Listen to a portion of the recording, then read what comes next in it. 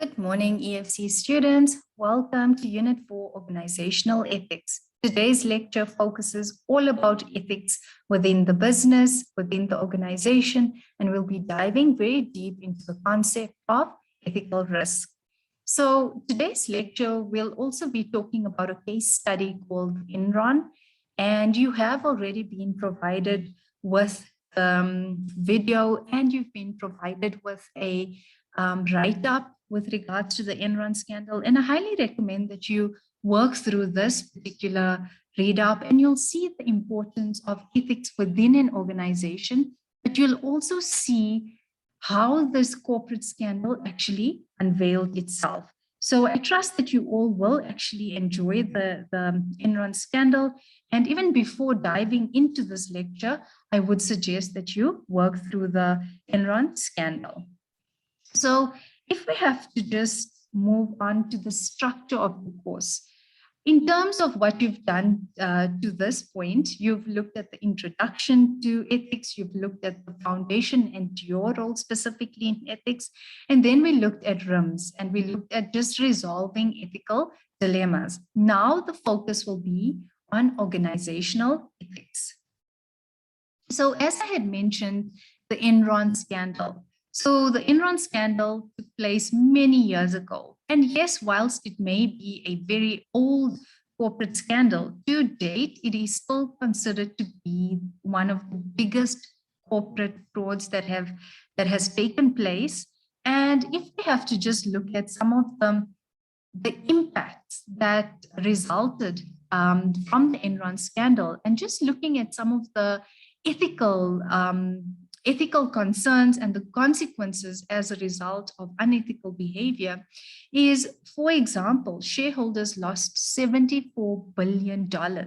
Another massive impact was that 29,000 employees lost their jobs as a result of the Enron scandal. The video that I have provided also goes into detail in terms of how the Enron scandal actually unveiled itself. And this was actually accounting fraud. And I think it's actually, it's just so interesting to us as accountants in terms of how creative they got in creating this whole accounting fraud. So please have a look at that video, go through the read up, and I trust that this will then give you further insight into the Enron scandal. So in terms of the outcomes, the focus in terms of the learning outcomes will be, why is it so important for us as accountants and auditors to gain an in-depth understanding into the governance of risk? And then we'll dive deeper into ethical risk. So the textbook is broken down into chapter 17 to 21. The focus will be on 20 and 21. However, chapter 17, 18, and 19, you have already covered within the King Code, within the governance and control module. And there, what I would like you to do is just to gain an overall understanding of what is going on within those chapters. And just to make the links to, for example, corporate governance and ethics, why is this so important? So I still suggest that you go through those chapters and that you still gain an understanding. However, the focus will still then remain on chapter 20 and 21. Then by starting off with the main points of today's lecture. So previously, businesses were so focused just on financial performance. The focus of a business was not on other aspects such as your people, the environment, and many of the other factors within a business. The principle was that if you're doing well financially, this is then considered to be a well-run business. However, this is where the triple bottom line has actually come into play. The triple bottom line says that no, the focus should not only be on financial reporting, but should also then be looking at the people, so i.e. socioeconomic performance and environmental performance. So is this particular company doing something towards the environment? Are they assisting their communities around? So investors are now moving towards or they have actually started moving towards this approach where they want to see that companies are approaching business in a very holistic way. Their focus is not just about making money, but they are taking care of the environments. They're taking care of the societies around them, the employees, the stakeholders. So can you see that the focus is now a very rounded, a well-rounded approach? So always remember that the focus is not just on profits, but also taking into account other aspects such as your people and planet. Then we ask ourselves the question, how does the triple bottom line impact the accounting profession? So yes, as accountants, we generally trained on how to look at financial statements, how to interpret financial statements. But now with triple bottom line and reporting on factors such as, what it is that you've done for your communities, what it is in terms of like stakeholder engagement. So things that are non-financial related, we as accountants need to make sure that we also understand how these factors actually then fit into the integrated report, for example. So as accountants and auditors, we are then required to verify the information. So if a company states that they had performed certain social engagement or community engagement, and they then disclose this in the integrated report, maybe as auditors we'll come in and verify to say, okay, what evidence it is that you have that actually supports this. So that when this investor or the shareholder has a look at this particular report, it then is considered to be true and true and faithful information. So the investor is receiving the correct information. Also, there are specific standards in terms of how you actually need to report this. So as accountants, then we also are required to become familiar with these standards. So overall, as accountants and auditors, we need to have that understanding in terms of the disclosure within the different reporting lines. And the report that would specifically affect us as accountants is going to be the integrated report. So specifically in today's lecture, we will be talking about ethical risk. The next lecture will then go into the code of ethics, how we then promote a code of ethics, and how we actually go about reporting on ethical performance. So in this lecture, we'll dive deeper into ethical risk, which then refers to point 1 on this slide. So if I have to just look at this particular slide, right? If we see the top part refers to leadership commitment. So here we are talking about your board of directors. Your board of directors, as you would have learned within the corporate governance modules in governance and control, that your board of directors is ultimately responsible for running the company.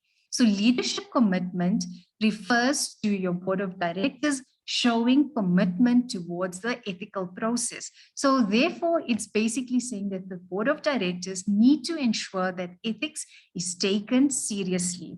The next thing that we see is governance structures.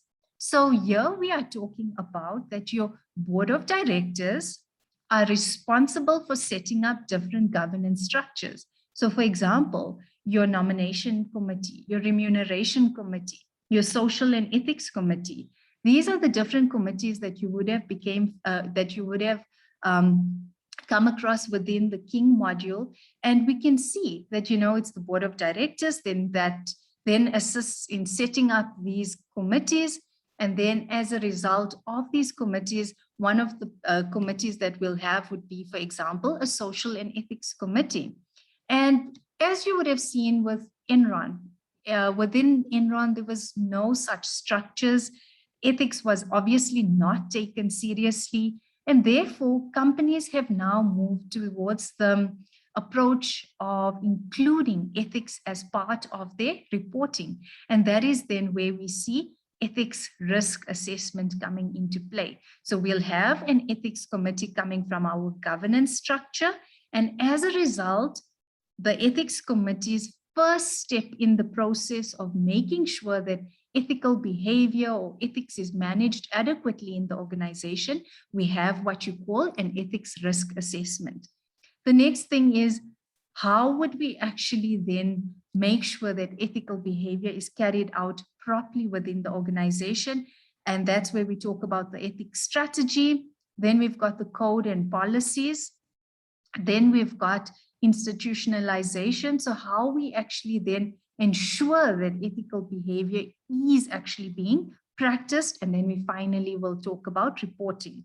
So in terms of our strategy, our policies, institutionalization, monitoring, reporting, and also looking at point number 4, where we talk about external reporting. These are concepts and these are the factors that we would look at in the next lecture. But we are going to dive deeper into ethics risk assessment. So what exactly is risk? So I know in the first semester with governance and control, the focus on risk is, we always view risk as a negative aspect. Okay, so it's always like what could go wrong. And yes, that is correct. But we can also view risk in a positive light. So what are the opportunities that we can gain as a result of risk? And then what does it mean for corporates to manage risk? Okay, so as a business, you are required to ensure that you have risk management processes in place in order to ensure that the company does not get negatively impacted in any way, but also embracing the risks that can benefit the company. So in this case, we're then talking about the opportunities that the companies can gain as a result of having a risk management process in place. Then if we have to dive deeper into ethical risk, okay, so ethical risk is also considered to be an absolutely important part within an organization. So for example, in governance and control, you would have actually came across sections such as, or you would have looked at the different types of risks. And this could have included legislation risk, financial risk, environmental risk, and ethical risk is also considered to be a type of risk, okay? And in simple terms, ethical risks basically refers to the risk or potentially detrimental outcomes as a result of ethical or unethical practices. And the whole idea is that, as we've spoken about it, having ethical risk within your organization can then stand to be, the what could go wrong. So the risk of unethical behavior or the opportunity to have ethical behavior within the organization. Okay, so always look at risk from both aspects. And that there then obviously, like I said, there's opportunities, there's benefits if we have positive risk behavior. And if there's obviously negative risk behavior, there's a number of negative consequences. And then what is it, or what exactly is the board of directors' responsibility specifically with ethical risk? The board of directors is ultimately responsible for ensuring that these risks, ethical risk, is actually managed within the organization, and that this then is a process that's considered to be a part of the company. Also, when it comes to the board of directors' responsibility with ethical risk, an important part here is that whole factor or the principle of accountability to its stakeholders.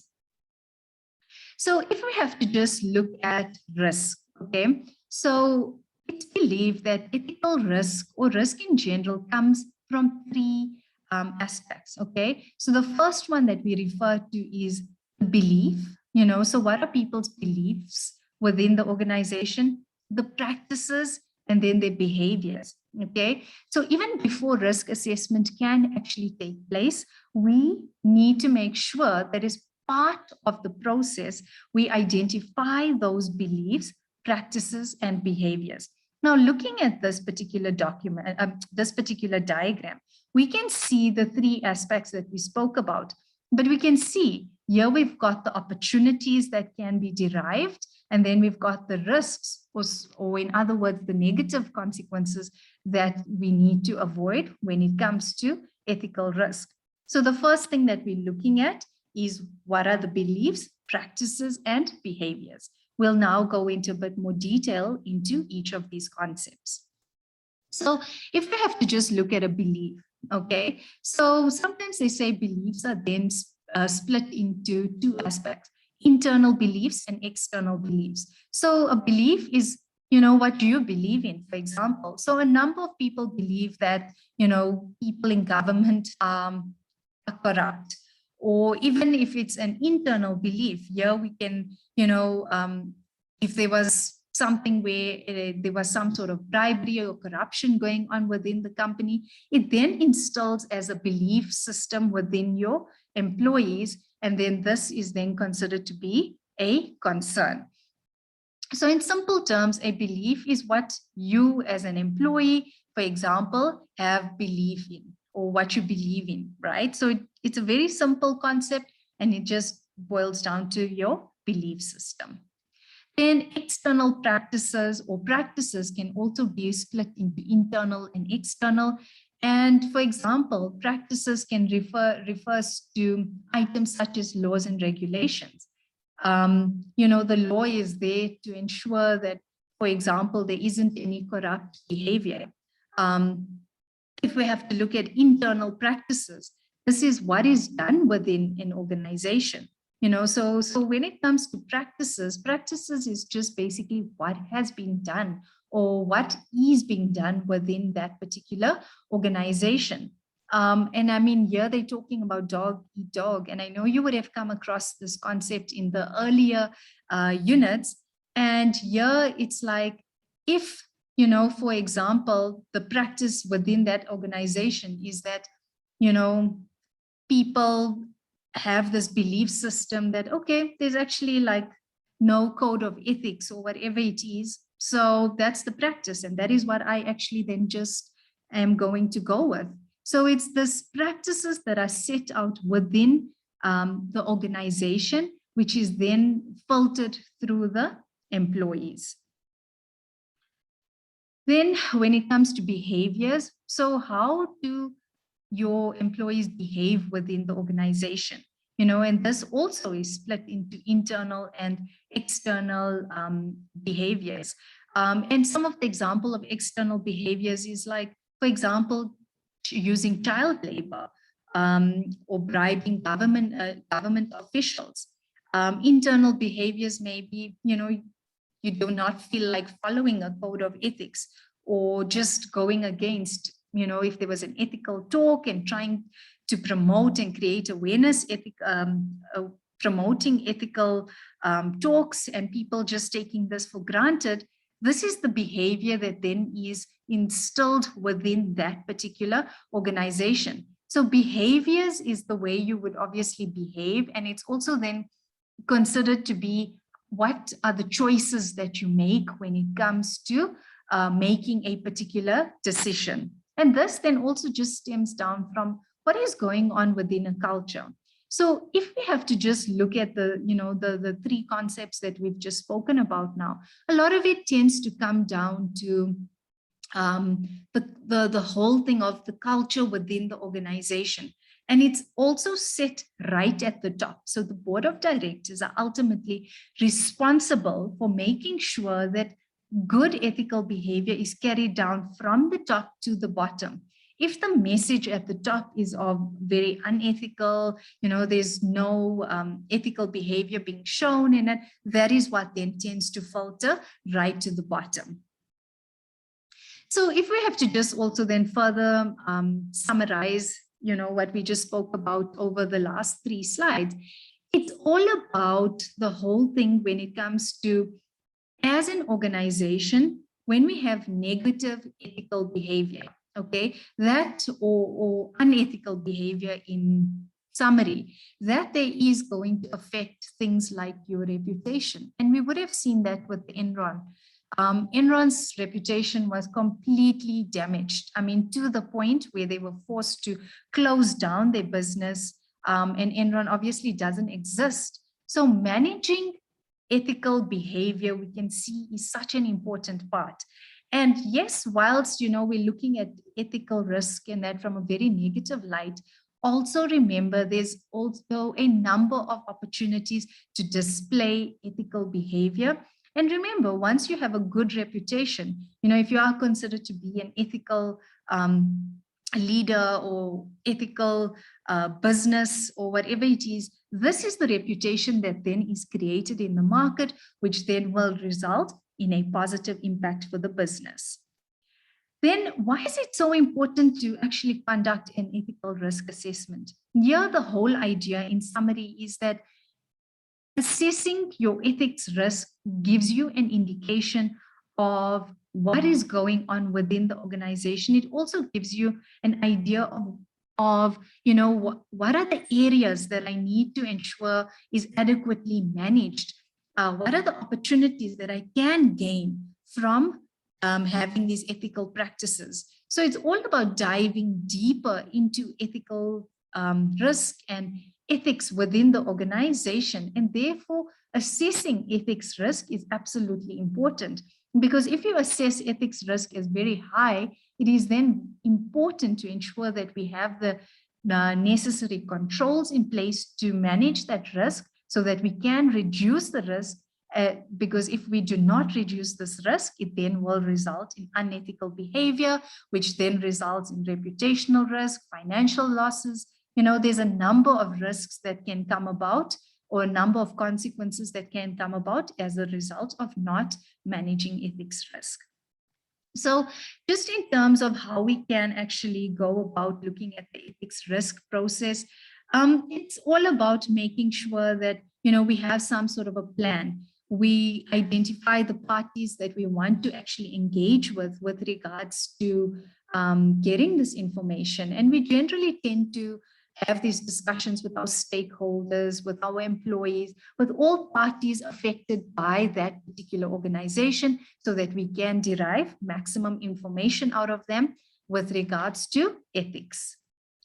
Then when it comes to looking at the nature of ethics risk assessment, this year, like we've said, it's a planned and it's structured.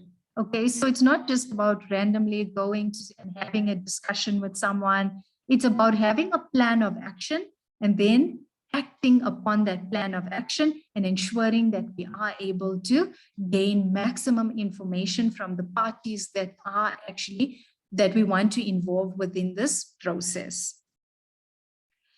Then if we have to just look at, some of the general considerations when it comes to identifying ethical risk, here, as we spoke about earlier, it's so important to have this ethics and risk committee. Okay, so there are a number of role players that will come into this whole aspect of ethics risk. And an ethics committee is there to ensure that the process is carried out adequately. Your ethics committee is a designated committee that deals with all of the ethical issues within the organization. And as we've seen, there are a number of corporate scandals, there are a number of scandals that have taken place.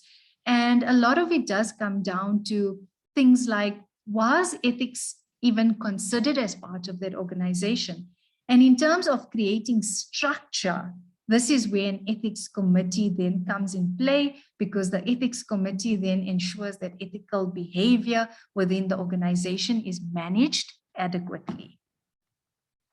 And then, like we said, there's always the negative risks or negative ethics risks, such as bribery, corruption, fraud. And there's a number of risks that can come about of negative ethical behavior. But as we've said, there's also the opportunity for positive ethical behavior. And the whole idea is that we want to reduce the negative behavior and we want to promote positive ethical behavior within the organization. Then there's two ways of approaching ethical risk assessment. Okay, so the first one is a unilateral approach and the second one is a multilateral approach. So uni means one, so i.e. only the board of directors are responsible for this process, and the multilateral approach is where we get all our stakeholders involved and we ensure that they are then engaged in the process from the start to the end. And this also allows for the maximum amount of information. And it also then allows for the best process in terms of managing ethical risk. So what I just want to show you with regards to this particular point here is that with the multilateral approach, what we can see is that ultimately it comes down to the most favored approach within the market. Then the last thing that I just want to share with you guys is that you have come so far in this journey. And the last thing for this lecture is I just want to send you a piece of motivation. If you keep believing the dream that you wish, if you keep believing, the dream that you wish will come true. So keep believing and just know that you are unstoppable and that you can achieve anything and everything that you put your mind to. So I trust that you enjoyed this lecture and I wish you all an amazing day further.